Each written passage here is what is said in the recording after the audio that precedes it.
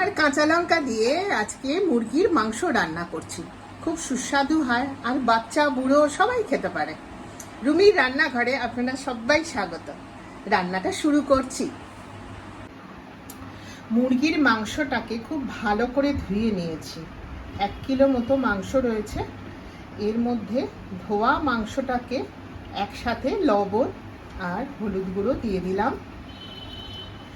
পেঁয়াজ কুচিকে ভালো করে আঙুল দিয়ে ঝিরিঝিরি করে নিলাম, দিয়ে ওই মাংসটার উপরে দিয়ে দিলাম। বাটা দিলাম না, কুচি দিলাম। আর আদা, রসুন আর 1 টুকরো লাল ক্যাপসিকাম গ্রাইন্ড করে নিয়েছি, এটাও এর মধ্যে দিয়ে সবগুলোকে একসাথে ভালো করে মিশিয়ে নেব। এর সঙ্গে দেব এই চামচের 1 চামচ সর্ষের তেল। সব দিয়ে ভালো করে আমি মাংসটাকে মেখে নেব। আদা বাটা, রসুন বাটা, পেঁয়াজ কুচি, তার সঙ্গে 1 টুকরো লাল ক্যাপসিকাম, লবণ, হলুদ দিয়ে ভালো করে মেখে নিলাম। নিয়ে 1 চামচ সর্ষের তেল এইভাবে দিয়ে দিলাম। 5 মিনিট মতো রেস্টে রাখবো। আর ওইদিকে আমি কড়ায় পেঁয়াজ সব কিছু ভেজে নেব। কড়াটা ওভেনে বসালাম, গ্যাসটা অন করে দিলাম। এবার একটু সর্ষের তেল দিয়ে দেবো, খুব বেশি নয়, কম নয়, এরকম মাত্রা। এবার তেলটাকে একটু গরম হতে দেব। গরম হলে ফোড়নটা দিয়ে দেব। তেলটা দেওয়ার পরে কড়াটাতে একটু এরমভাবে ঘুরিয়ে নিলাম, যাতে করে পুরো তেলটা কড়ার মধ্যে মেখে যায়। এবারে ফোড়ন দিয়ে দিলাম। প্রথমে দারচিনি, তারপরে ছোট এলাচ, লবঙ্গ, সাদা জিরে।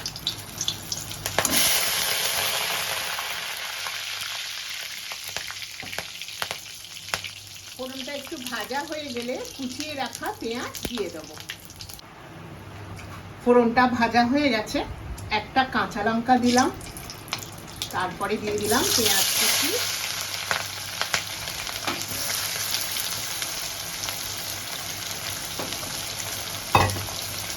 এক টুকরো লাল ক্যাপসিকাম, 1 টুকরো সবুজ, 1 টুকরো হলুদ দিয়ে এবার পেঁয়াজটাকে একটু ভাজা হতে দিলাম।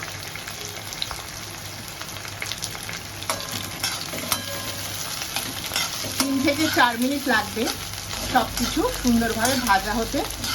গ্যাসটা সিমে রেখেছি, অনে রাখলে ভালো করে ভাজা হবে না, পুড়ে যেতে পারে। পেঁয়াজটা ভাজা হতে হতে আমি আরেকটা কড়া বসিয়ে দিলাম। সেখানে আমি অল্প একটু সর্ষের তেল দিয়ে দিলাম। এর মধ্যে আমি আলুগুলোকে ভাজা করে নেব। আলুগুলোকে সেদ্ধ করে রেখেছি, অল্প সেদ্ধ, অনেকক্ষণ সেদ্ধ নয়। সেই আলুগুলোকে আমি তেলটা গরম হলেই ছেড়ে দেব। পেঁয়াজটা একটুখানি ভাজা হয়ে যাবার পরে ওর মধ্যে লবণ আর হলুদ দিয়ে দিলাম, দিয়ে একটু নেড়ে দিলাম। ওদিকে আলু ভাজার জন্য যে কড়াটা বসিয়েছি ওই তেলটা গরম হয়ে গেছে, ওর মধ্যে এবারে আলু ছেড়ে দেবো। তেলটা গরম হয়ে গেছে, সেদ্ধ করে রাখা আলুগুলো এবার আমি ছেড়ে দেবো। খুব অল্প পরিমাণ সেদ্ধ করেছি যাতে চাটটা বেরিয়ে যায়, কিন্তু খুব নরম করে ফেলিনি।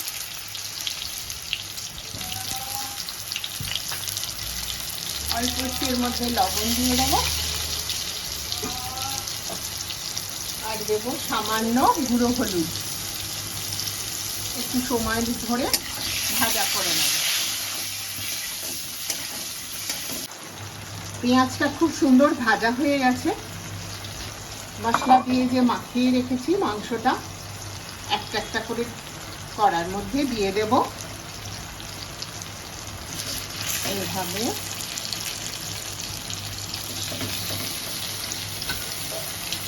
কড়ার মধ্যে সব কটাকে সাজিয়ে সাজিয়ে বসিয়ে দেব।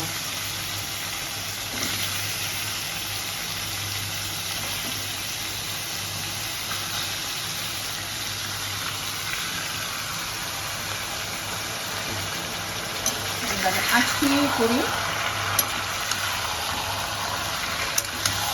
মুরগি মাংসের টুকরোগুলো খুন্তি দিয়ে নেড়ে দেবো এইভাবে।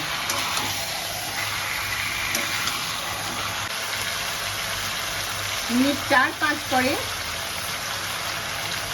অল্প একটু জিরে গুঁড়ো দিয়ে দিলাম,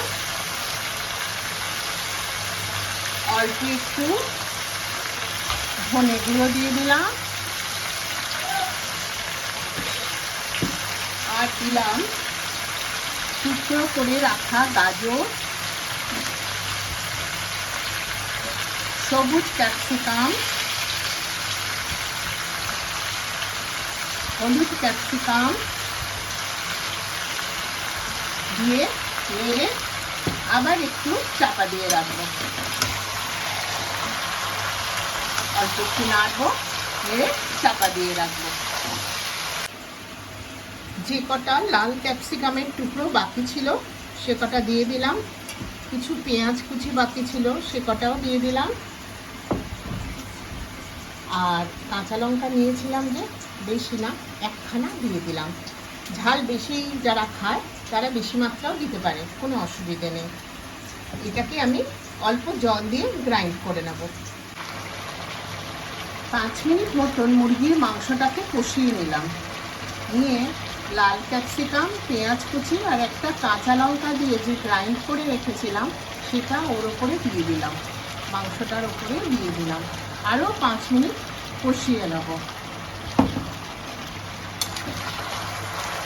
আর আলুটা যে ভাজা করছিলাম, আলুটা ভাজা হয়ে গেছে, নামিয়ে নিয়েছি। ওই কড়াটাতে কিছুটা খাবার জল বসিয়ে দিয়েছি, যতটা আমি ঝোল রাখবো বলে মনে করেছি ততটা বসিয়ে দিয়েছি। মিনিট 5 কষানোর পর ওই ফোটানো জলটা এই মাংসের ওপর ঢেলে দিয়ে চাপা দিয়ে দেব। আলুগুলো ভাজা হয়ে গেছে, আমি একটা বাটিতে নামিয়ে নিয়েছি। যে কড়াটাতে আলু ভাজছিলাম, ভাজা আলুগুলোকে নামিয়ে ওখানে কিছুটা খাবার জল দিয়ে ফুটিয়ে নিলাম।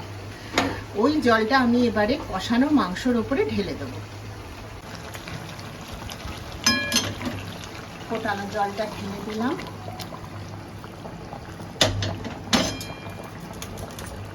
এবারে মিনিট 5-7 আমি ঢাকা দিয়ে রাখবো যাতে সুসিদ্ধ হয়ে যায়, সমস্ত তেল মশলা মাংসের মধ্যে চলে গিয়ে মাংসের ঝোলটা খুব সুন্দর হয়ে ওঠে। 3 থেকে 4 মিনিট কেটে যাওয়ার পর আমি ভেজে রাখা আলুগুলো দিয়ে দিলাম, আর যে কটা কাঁচা লঙ্কা মেটে ছিল সেগুলোও দিয়ে দিলাম। দিয়ে আরও 3 থেকে 4 মিনিট মতন ফুটিয়ে নিতে হবে। আবার একটু ঢাকা দিয়ে ফুটিয়ে নেব, তাহলেই হয়ে যাবে ক্যাপসিকাম কাঁচা লঙ্কা মুরগির মাংস। আরও 5 মিনিট ফোটানোর পরে ঢাকাটা সরালাম, সম্পূর্ণ মাংসটা সুসিদ্ধ হয়ে গেছে। এবার আমি মাংসটাকে নামিয়ে নেব। 5 মিনিট ফোটানোর পরে ঢাকা সরিয়ে দেখলাম মাংসটা সম্পূর্ণরূপে সেদ্ধ হয়ে গেছে। এবারে মাংসটাকে নামিয়ে নেব। ক্যাপসিকাম কাঁচা লঙ্কার মুরগির ঝোল একদম রেডি।